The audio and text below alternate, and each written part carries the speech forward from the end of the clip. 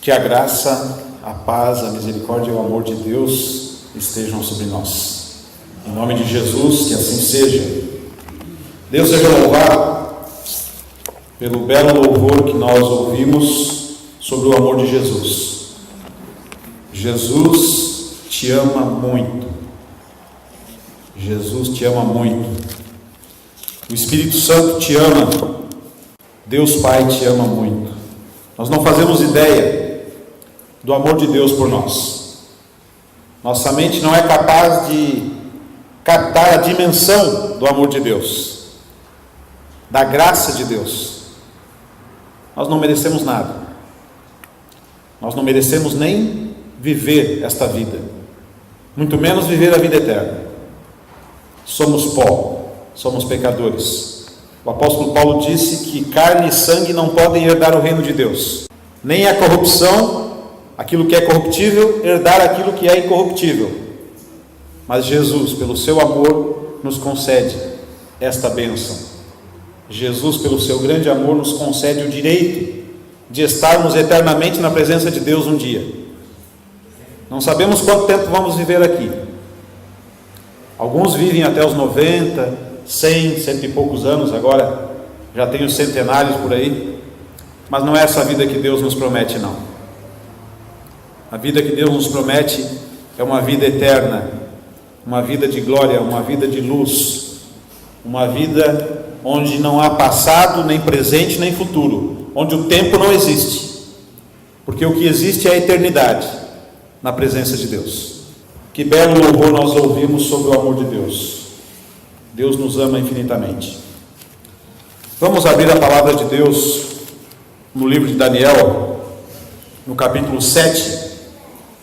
Estamos vendo a cada domingo um capítulo do livro de Daniel. Já vimos até o capítulo 6. Hoje vamos fazer uma reflexão sobre o capítulo 7. Com a Bíblia aberta, coloque a sua mão sobre a Bíblia. Nós vamos orar, pedindo que Deus nos abençoe, nos ilumine e nos dê discernimento espiritual. Pai nosso que estás nos céus, nós te louvamos pelo teu grande amor.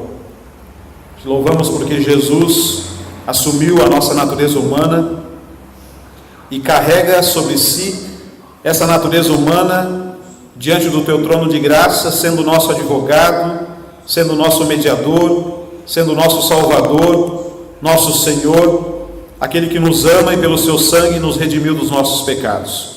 A Jesus e ao seu amor por nós seja toda a honra e toda a glória. Louvado seja o teu nome, Pai eterno, pelo teu grande amor por nós, em ofertar o teu Filho em nosso lugar e em nosso favor. Pedimos em nome de Jesus que o Espírito Santo desça sobre nós neste momento, que o Espírito Santo nos dê clareza mental, nos dê sabedoria, nos dê discernimento espiritual para entendermos a tua palavra, para entendermos as profecias de Daniel, as profecias que estão aqui no capítulo 7, para entender que por meio da profecia o Senhor nos dá uma direção segura, que por meio das profecias o Senhor nos mostra que nos ama e também nos promete um novo lar, um novo céu e uma nova terra. Em nome de Jesus, abençoa a cada criança nesta noite, cada jovem, cada adolescente, cada adulto, cada idoso. Abençoa cada pessoa que está nos visitando, que ela receba as bênçãos da tua palavra, que pela tua palavra a nossa fé seja fortalecida, que pela tua palavra a nossa vida espiritual seja reavivada. Pedimos estas bênçãos em nome do Senhor Jesus. Amém, Senhor. Uma profecia fantástica no capítulo 7. Daniel está dividido em 2 blocos, o livro de Daniel. Até o capítulo 6 é uma parte mais histórica, na qual Daniel e os seus amigos, seus companheiros Sadraque, Mesaque e Abednego são mencionados nessas histórias. A partir do capítulo 7 nós encontramos uma parte bem profética e uma profecia apocalíptica. Há 2 tipos de profecias: uma profecia clássica ou apocalíptica. A profecia clássica, ela tem a seguinte característica: ela é uma profecia mais imediata, mais para aquele contexto, mais para aquela época. Não é uma profecia que se estende para o tempo do fim. Profecia clássica, nós podemos encontrar um exemplo no capítulo 4 de Daniel, quando Daniel disse para o rei Nabucodonosor, quando ele descreve aquele sonho, da árvore que crescia até o céu e depois ela foi cortada, que ia ser concedido ao rei Nabucodonosor uma mente de animal durante um período de 7 anos. E aquela profecia, Daniel, quando foi falar para Nabucodonosor que ele era a árvore, Daniel disse que ele deveria se arrepender e se voltar para Deus para que aquilo não acontecesse. E depois de um ano aquilo aconteceu. Então isso pode ser uma profecia clássica, uma profecia que acontece num período curto de tempo, num determinado contexto, num determinado local. Já uma profecia apocalíptica, como essa do capítulo 7 de Daniel, vai até o final dos tempos, vai até o fim dos dias. É uma profecia escatológica, porque envolve acontecimentos que dizem respeito ao fim dos tempos, ou ao tempo do fim, antes da volta de Jesus. E o nosso desafio nessa noite será entender essa profecia do capítulo 7. Mas antes, vamos fazer uma recapitulação do capítulo 7, vamos ter uma visão geral desse capítulo e procurar entender, a grosso modo, o que o capítulo quer dizer.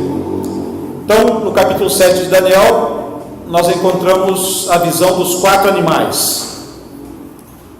Esses 4 animais são um leão alado, com 2 asas, um urso, que se levanta sobre um dos lados e tem 3 costelas na boca, um leopardo alado, com 4 asas, e um animal terrível e espantoso, que Daniel não soube descrever, que tinha 10 chifres, e de repente começou a nascer mais um chifre nesse animal, e 3 dos 10 chifres caíram, e esse chifre foi crescendo, e esse chifre pequeno se tornou grande, e ele tinha olhos e uma boca que falava blasfêmias contra Deus. Interessante? É uma simbologia muito densa do capítulo 7. E é interessante que essa profecia, ela foi dada diretamente a Daniel, por meio de um sonho. No sonho, Daniel teve as visões. Lembram no capítulo 2? Quem teve o sonho? Nabucodonosor. Capítulo 4, quem teve o sonho? Nabucodonosor. Daniel apenas interpretou os sonhos. Agora, a partir do capítulo 4, Daniel passa a receber diretamente as revelações de Deus. E aqui no capítulo 7, por meio de um sonho. A simbologia que aparece no livro de Daniel é uma simbologia profética. Os versos 2 e 3, por exemplo, nós encontramos ali o mar, os ventos e os animais. Mar em profecia significa nações e povos. Então, essa interpretação é dada pela Bíblia, lá em Apocalipse 7,15. Ventos em profecia pode significar a ação de Deus, mas pode significar também os 4 pontos cardeais, aqui no livro de Daniel, no capítulo 7, ou conflitos, guerras. E também animais em profecia simboliza reinos ou reis, como o próprio capítulo 7 descreve no versículo 17. Então nós encontramos o quê? 4 reinos, que são os 4 animais, que saem dos povos, que saem do mar, que são as nações. Então, isso é uma simbologia de impérios. O primeiro deles nós encontramos é o leão com asas, que está lá no verso 4. O segundo animal é o urso com 3 costelas na boca, no verso 5. O terceiro animal é o leopardo com 4 asas, está lá no verso 6. O quarto animal é uma besta, um animal terrível e espantoso, com dentes de ferro, no verso 5.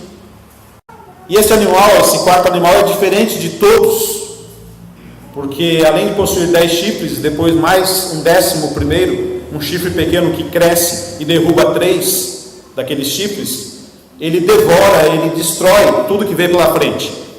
E aquilo que ele não consegue devorar, ele acaba esmagando com as suas patas, que tem garras de bronze. Olha que interessante.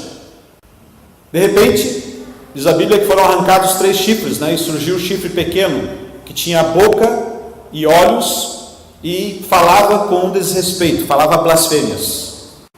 Daniel também teve uma visão do trono de Deus no céu, no verso 9 a 15. Ele viu o trono de Deus como chamas de fogo, né?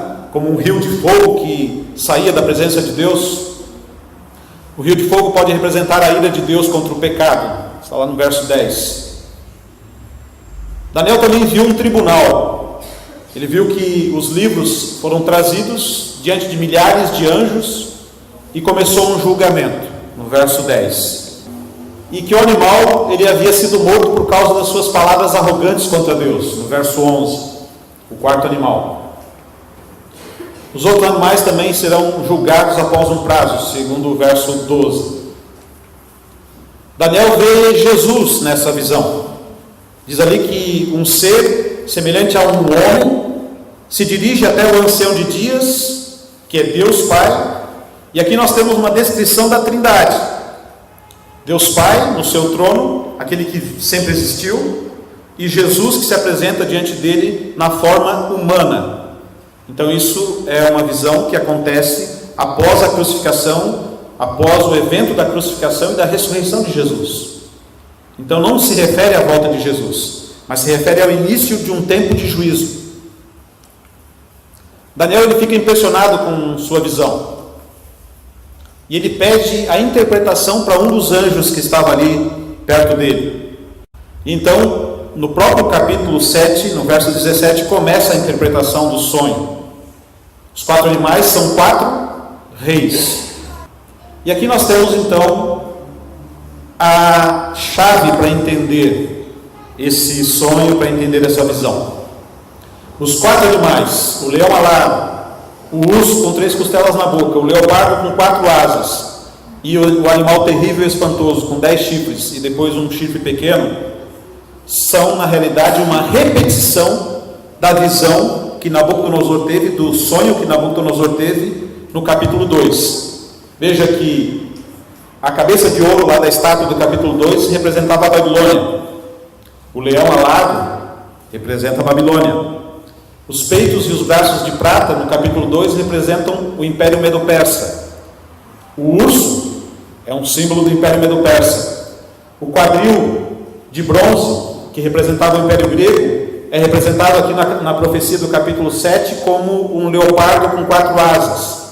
E as pernas de ferro são representadas pelo animal terrível e espantoso, que é retratado com 10 chifres, e tem os dentes de ferro. Veja que o mesmo metal que aparece aqui nas pernas de ferro, aparece no quarto animal, que tem os dentes de ferro e as garras de bronze, que é o metal que aparece no Império Grego.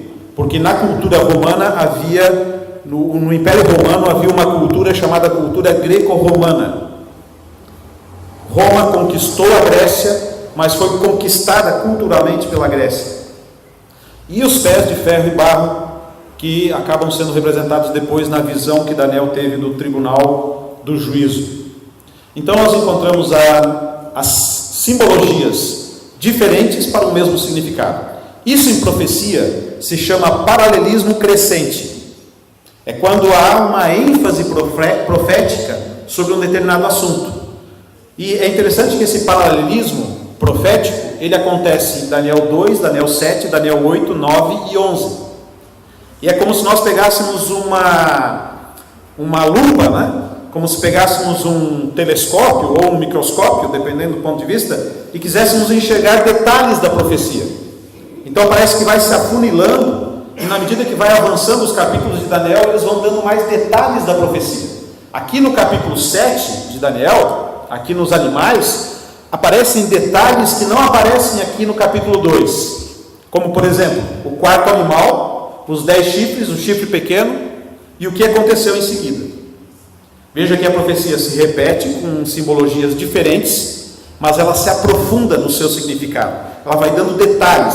Deus parece que ele vai... didaticamente ele vai mostrando o que vai acontecer no futuro. Ele não deixa dúvidas de que ele é o Senhor da história e de que ele está comandando a história do mundo e de que a história do mundo vai chegar a um fim, e o fim da história do mundo é o propósito de Deus. Então vamos ver mais de perto o que tudo isso significa. O primeiro animal, o leão, então ele representa a força do Império Babilônico, né? Babilônia reinou de 606 a 539 a.C., Então é representado pelo leão, que mostra a força do império, e as suas asas, o leão com asas em profecia simboliza rapidez. Nabucodonosor, Nebopolassar, que era o pai de Nabucodonosor, conquistou o Império Babilônico, depois Nabucodonosor, depois Belsazar. Houve uma rapidez de conquista no Império Babilônico. Interessante que o portão de Ishtar, na Babilônia, ainda hoje, nas ruínas da antiga Babilônia, ele tem vários leões alados esculpidos nesse portão, chamado portão de Ishtar. O leão alado era um símbolo próprio da Babilônia. Os historiadores confirmam isso, a arqueologia confirma isso. Então não há dúvidas que o leão representa a Babilônia. Por que as asas do leão são arrancadas?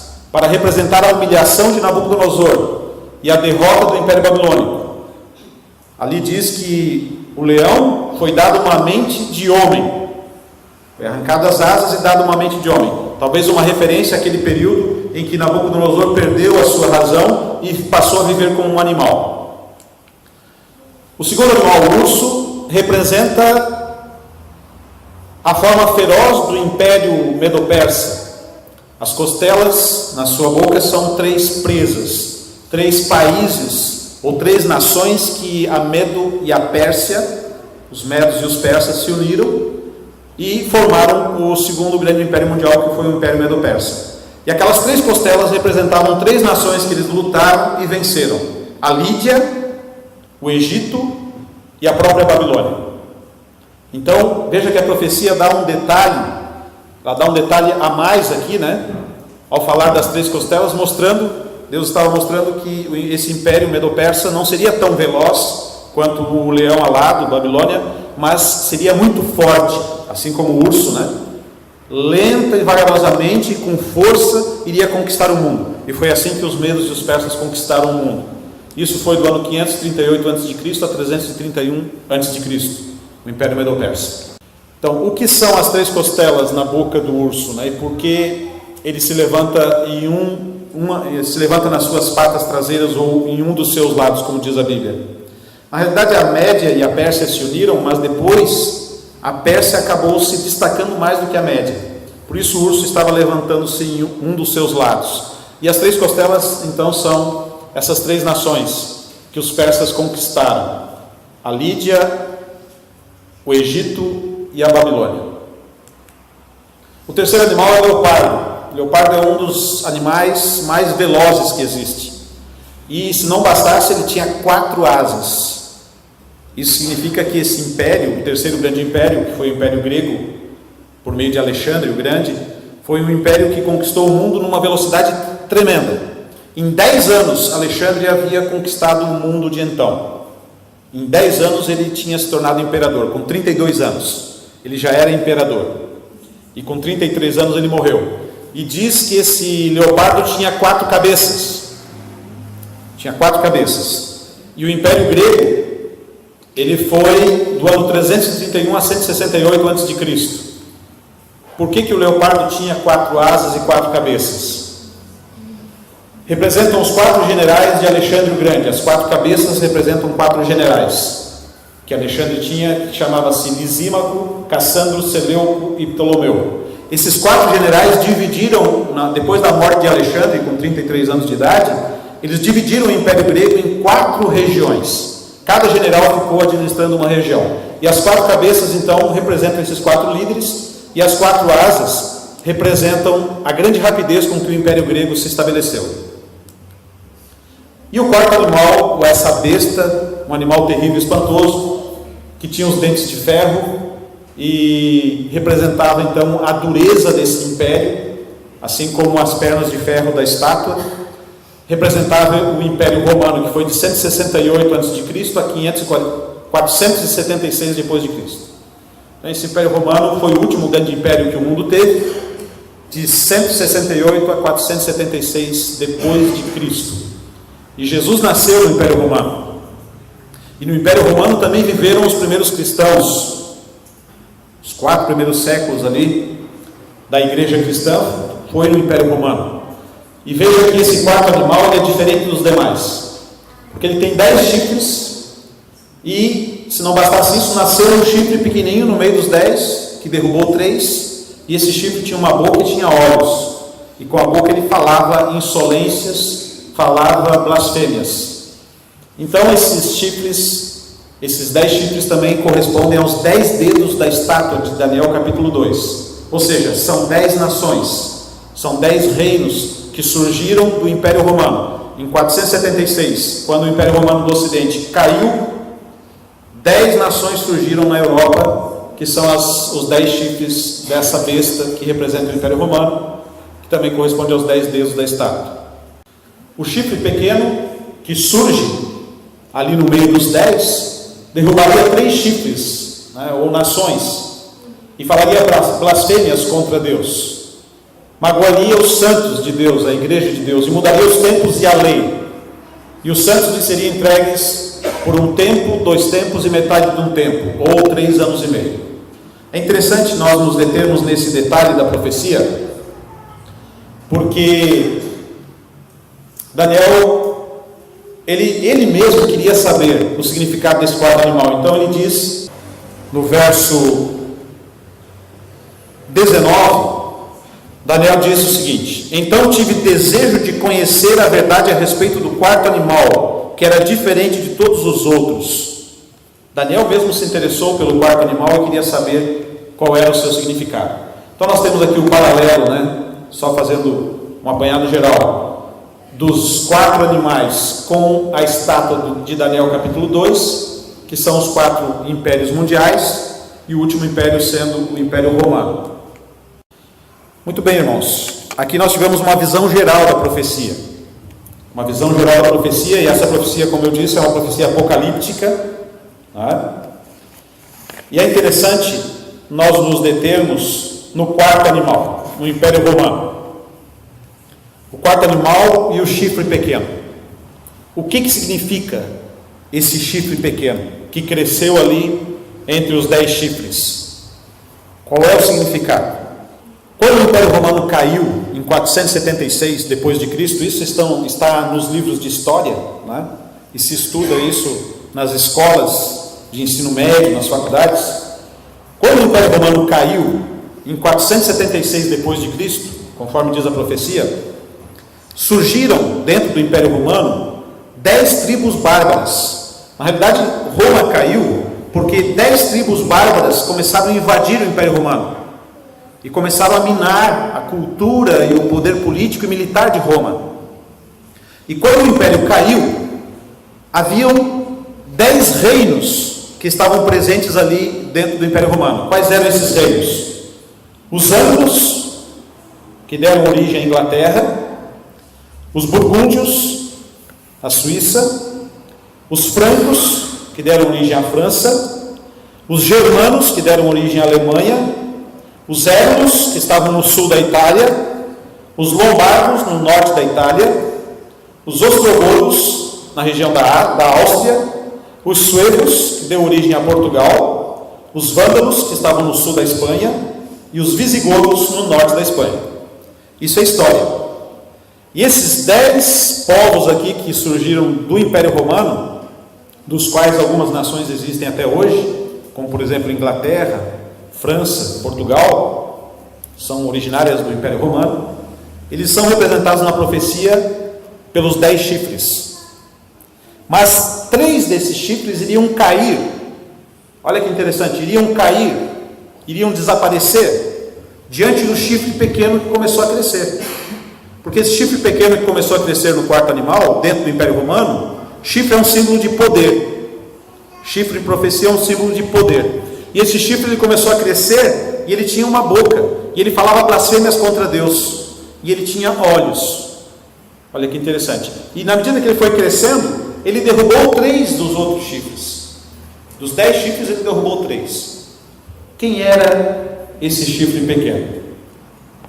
Olha o que diz a palavra de Deus.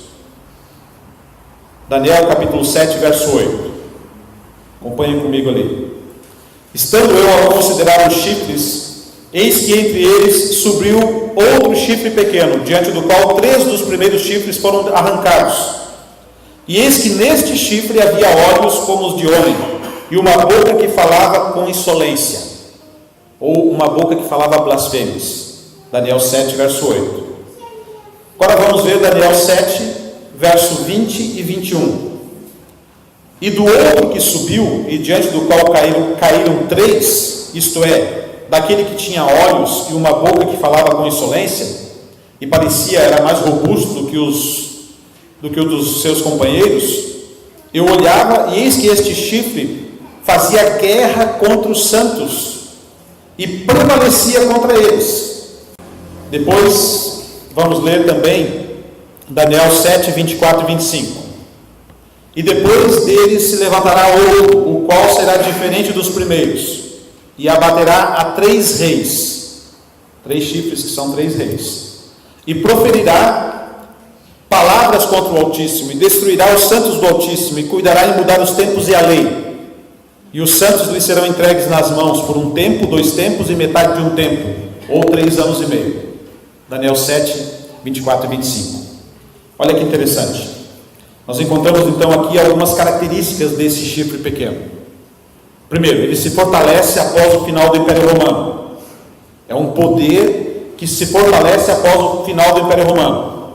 Ele surge dos escombros do próprio Império Romano, pois está na cabeça do animal, que representa o Império Romano. Ele é um poder político, pois arranca 3 povos, 3 nações. Na medida que ele vai crescendo, ele destrói 3 reis, ou 3 chifres que estão presentes no Império Romano. É um poder religioso, porque ele fala com insolência e fala blasfêmias contra Deus. Então é um poder político e religioso, que surge após o Império Romano.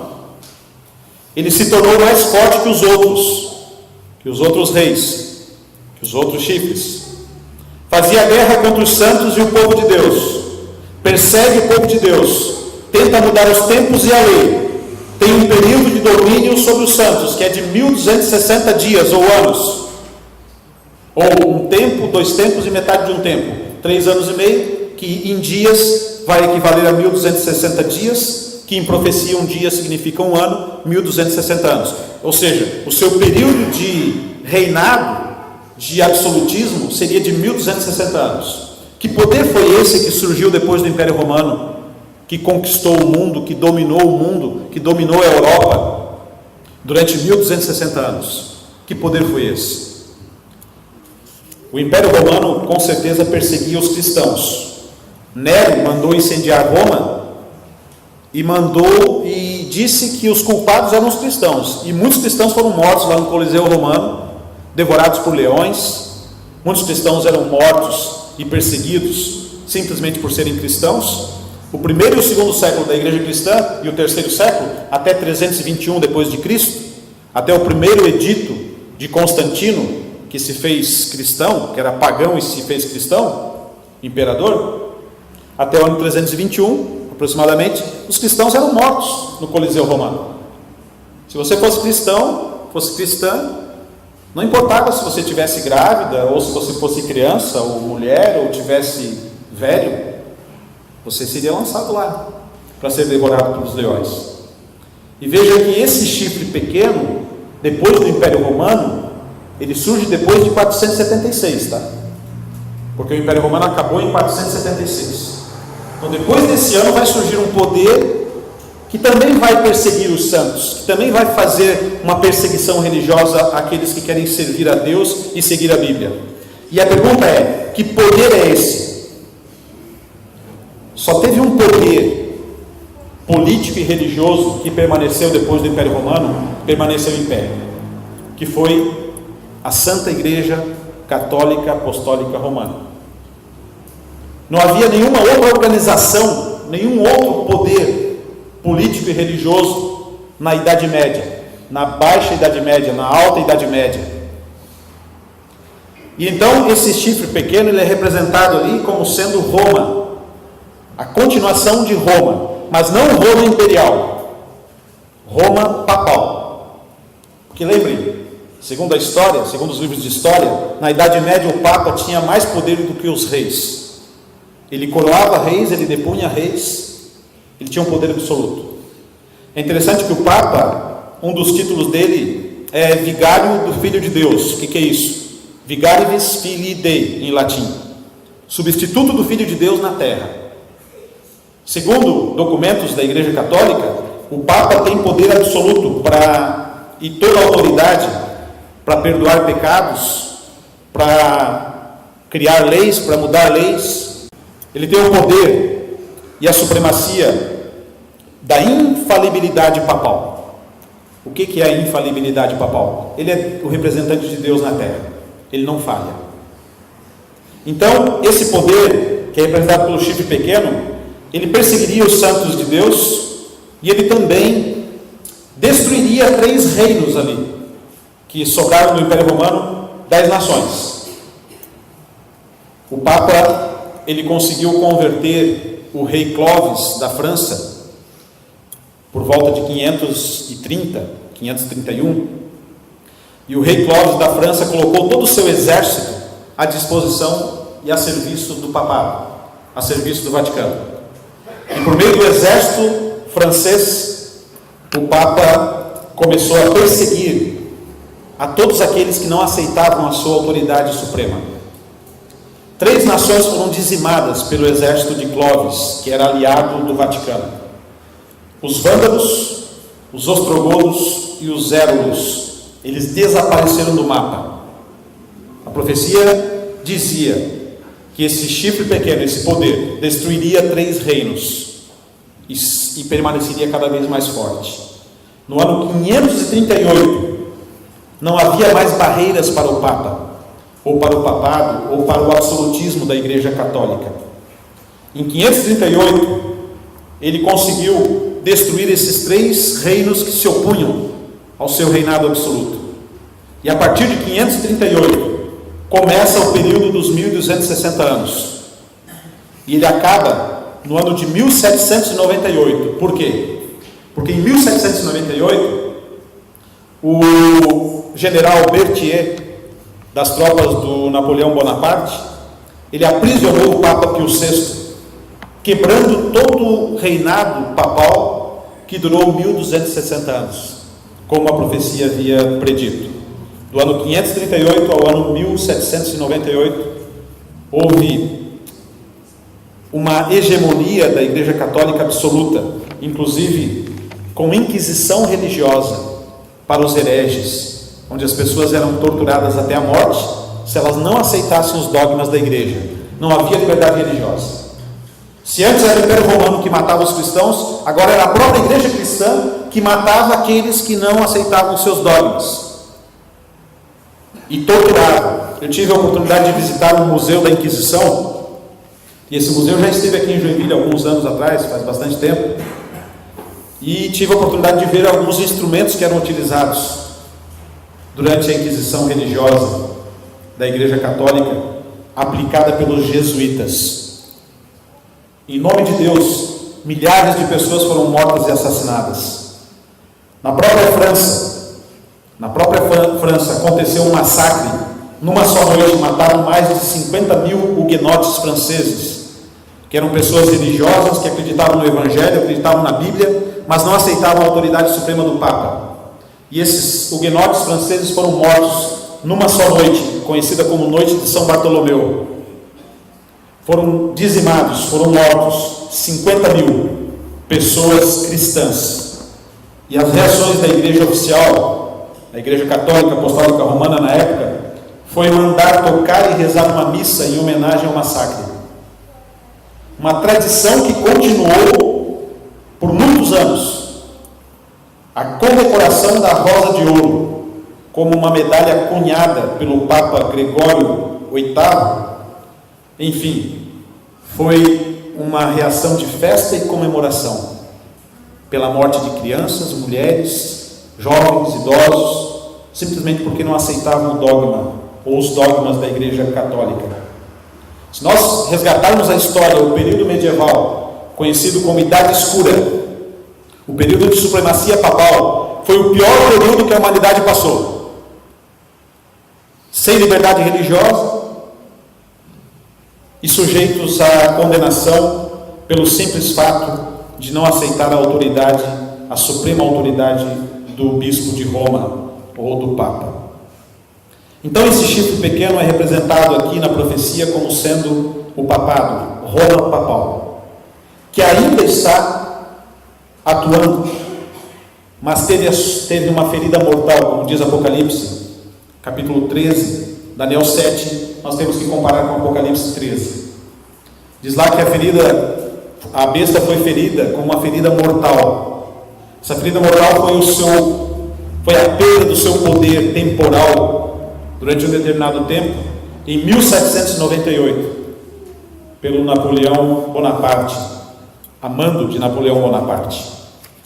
Então, irmãos, essa profecia é muito clara para nós. Deus nos dá aqui uma direção profética muito clara, e é interessante que esse tempo que é mencionado aqui, um tempo, 2 tempos, metade de um tempo, ou 3 anos e meio, se nós formos olhar mais de perto na Bíblia, Apocalipse 11, verso 2, Apocalipse 13, verso 5, falam de 42 meses. Se nós somarmos os dias de 42 meses de 30 dias, vai dar 1260 anos. Nós lemos também Apocalipse 11, 3, Apocalipse 12, 6, claramente 1260 dias, um dia em profecia equivale a um ano. Isso nós podemos encontrar na Bíblia em Números 13, 34, Ezequiel 4, 5 a 7, o princípio do dia-ano.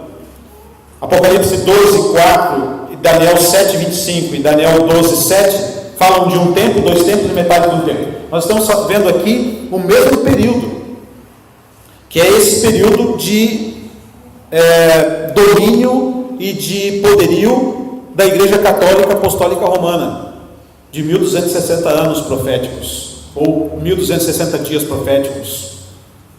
E nós vemos aqui na profecia que em um determinado momento Daniel ele tem uma visão do trono de Deus.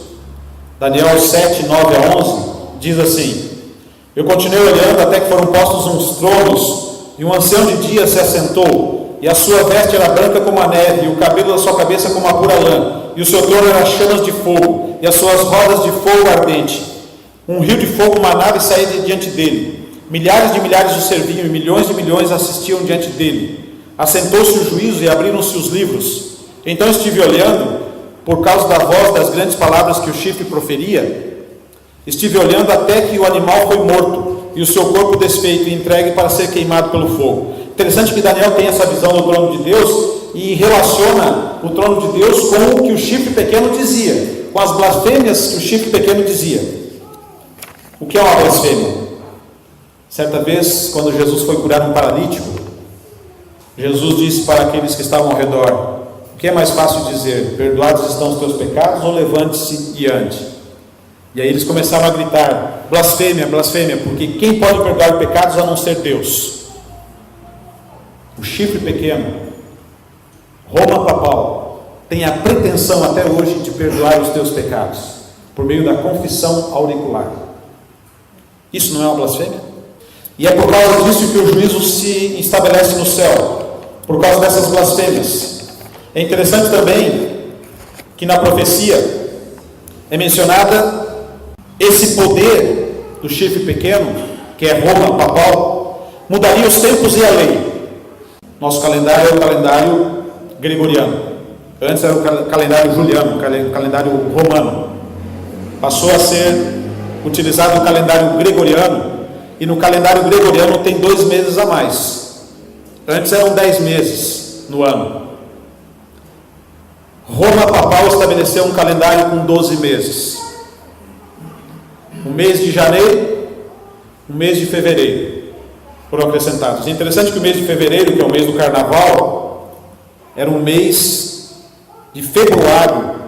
Februário era o deus do inferno, e é justamente nesse mês que se comemora o carnaval. Roma papal mudou os tempos, foi alterando os tempos, e também, ao mudar a lei, também mudou os tempos, porque há um mandamento na lei de Deus que diz respeito ao tempo. O tempo, que é imaterial, que é todo abarcante, que não se pode medir. E o 4º mandamento está relacionado ao tempo. E foi justamente nesse mandamento que Roma papal mexeu. Como diz a profecia, esse poder do chifre pequeno mudaria os tempos e a lei. O catecismo católico tem os 10 mandamentos conforme Êxodo 20, mas na página seguinte tem os mandamentos mudados pela Igreja Católica. Está escrito ali: amar a Deus sobre todas as coisas, não tomar o seu santo nome em vão, guardar domingos e dias sagrados, e por diante. E para fechar 10 mandamentos, eles pegaram o último mandamento da Bíblia, sobre a cobiça, e dividiram em 2: não cobiçar a mulher do próximo e não cobiçar as coisas alheias. Por quê? Porque eles tiraram o segundo mandamento da Bíblia, que diz o seguinte: não farás para ti imagem de escultura, nem semelhança alguma do que há em cima nos céus, nem embaixo na terra, nem nas águas debaixo da terra, não as adorarás, não as servirás, porque eu sou o Senhor teu Deus, Deus zeloso, que visita a maldade dos pais nos filhos até a 3ª e 4ª geração daqueles que me aborrecem, e faço misericórdia até 1000 gerações daqueles que me amam e guardam os meus mandamentos. Esse mandamento foi tirado do catecismo católico. E o 4º mandamento foi tirado também, e no seu lugar se colocou o 3º mandamento do catecismo, que é guardar domingos e dias santos. O que diz a profecia? Cuidaria em mudar os tempos e a lei. Os tempos e a lei de Deus. E essa lei foi mudada, os tempos foram mudados. E a lei de Deus também foi mudada por esse poder, por esse chifre pequeno. Interessante que na visão que Daniel teve, ele viu essa cena do julgamento. Aqui em Daniel 7, verso 13 e 14, está escrito: neste tribunal celeste, o chifre é julgado e condenado. O juiz, o ancião de dias, é o próprio Deus. Mas outro ser surge na visão do tribunal. Está escrito: eu estava olhando nas minhas visões da noite, e eis que vinha nas nuvens do céu um como filho do homem, e dirigiu-se ao ancião de dias, e o fizeram chegar até ele. E foi-lhe dado o domínio e a honra e o reino, para que todos os povos, nações e línguas o servissem. E o seu domínio é um domínio eterno, que não passará, e o seu reino tal, que não será destruído. Quem é este filho do homem? Ou este ser semelhante a um homem? É Jesus. E esse tribunal aqui não é a volta de Jesus. Esse tribunal aqui acontece em 1844, quando nós vamos estudar o capítulo 8, e vamos ver que em 1844 acaba uma profecia de 2.300 tardes e manhãs, 2.300 anos, e começa o tempo do fim, começa o tempo do juízo. Nós já estamos vivendo no tempo do juízo. Veja que aqui Jesus está se apresentando como nosso representante legal, como aquele que carrega sobre si a nossa humanidade, como aquele que leva sobre si os nossos pecados e nos dá o direito à vida eterna. O próprio Jesus é o Filho do Homem. Ele vem diante do tribunal, ele vem defender o seu povo perseguido e oprimido pelo poder do chifre pequeno. Cristo se identifica com o seu povo, ele interfere pessoalmente em seu destino e defende os seus direitos. Diz Daniel 7,18: mas os santos do Altíssimo receberão o reino e o possuirão para sempre, de eternidade em eternidade. Daniel 7,27: e o reino e o domínio e a majestade dos reinos debaixo de todo o céu serão dados ao povo dos santos do Altíssimo, e o seu reino será um reino eterno, e todos os domínios o servirão e lhe obedecerão. Aqui com certeza é uma referência à volta de Jesus. Percebam que a profecia é uma repetição de Daniel 2, mas ela amplia os acontecimentos até a volta de Jesus. E a pergunta que nós temos que fazer nessa noite é: como Deus dirige a minha vida? Eu estou permitindo que Deus dirija a minha vida? Estou pedindo que Deus dirija a minha vida? Nós que estamos vivendo num período de juízo, nós não vivemos mais na Idade Média, nós temos liberdade religiosa hoje, mas esse chifre pequeno, ele vai voltar a ter poder. A ferida mortal dada pelo general Berthier ao Papa Pio VI vai ser restabelecida. O Vaticano vai ter poder absoluto sobre o mundo, com o apoio da segunda besta, que é os Estados Unidos. E a nossa vida, ela está nas mãos de Deus. Nós temos entregado a nossa vida à direção do Espírito Santo, pedido a direção do Espírito Santo nas coisas que nós fazemos, para que a gente enxergue mais longe do que apenas alguns anos de vida aqui nesse mundo, nesse planeta. A profecia é clara: Nós temos uma orientação profética. Nós não somos deixados por Deus no escuro. Nós não somos deixados por Deus na dúvida. Ele dirigiu a história no passado. Ele está dirigindo no presente. E Ele vai dirigir no futuro. E a nossa vida tem que estar nas mãos de Deus. Foi o Espírito Santo que deu essas revelações para o profeta Daniel. É o Espírito de Deus que nos dá essa direção e essa orientação profética clara dos acontecimentos da história deste mundo, de como Deus está dirigindo tudo. Cabe a nós nos colocarmos debaixo da graça do Espírito de Deus, permitir que Ele dirija a nossa vida. Nós vamos orar agora, e durante a oração, se você quiser tomar uma decisão e falar para Deus: Senhor, eu quero receber o Teu Espírito, eu quero ter clareza mental para entender o Teu plano, para entender a Tua direção, para entender a história deste mundo, de como as coisas acontecem, por que elas acontecem, de entender as profecias. Nessa noite não foi suficiente o tempo para estudar essa profecia. Essa profecia é muito profunda, muito ampla. Você pode estudá-la por você mesmo. Pode pegar a sua Bíblia, Daniel 7, ir até os comentários bíblicos, procurar entender com oração, pedir discernimento espiritual. Então, se você desejar fazer esse propósito com Deus, durante a oração você vai colocar a sua mão direita sobre o teu coração.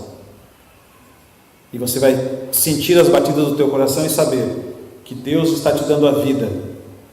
E essa vida pertence a Ele, por direito de criação e por direito de redenção.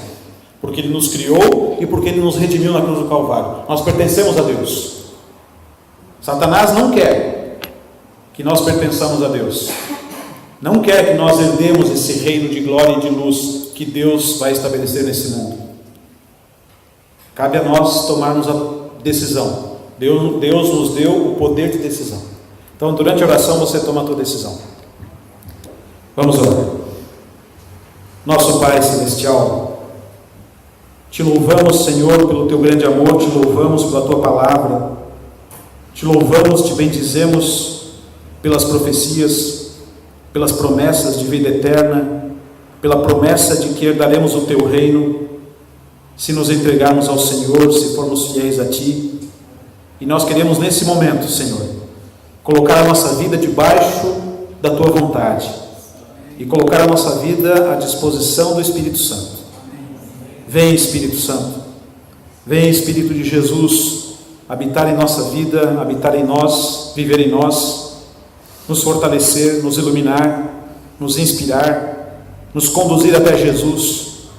Vem, Espírito de Deus, encher a nossa vida de paz, encher a nossa vida de fé, guiar os nossos passos, abrir a nossa mente e nos ajudar a entender o amor do Pai Eterno.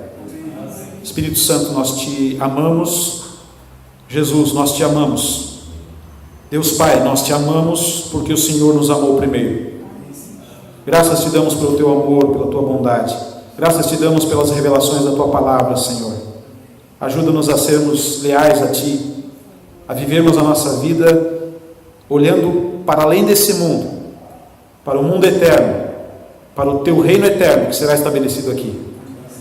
Em nome de Jesus, nos salve de nós mesmos, nos salve dos nossos pecados, nos salve deste mundo, nos salve do mal, nos livre do poder de Satanás e suas hostes. Nos dê o Espírito Santo, o Espírito de Jesus, o Espírito de luz, Senhor, para que possamos Te amar cada dia mais, para que possamos Te servir cada dia mais, Te honrar cada dia mais e realmente vivermos uma vida consagrada ao Senhor. Abençoa cada pessoa nesta noite que toma essa decisão junto comigo. Abençoa esta pessoa que está nos visitando, que ela abra a sua mente, o seu coração para Jesus, para o poder do Teu Espírito.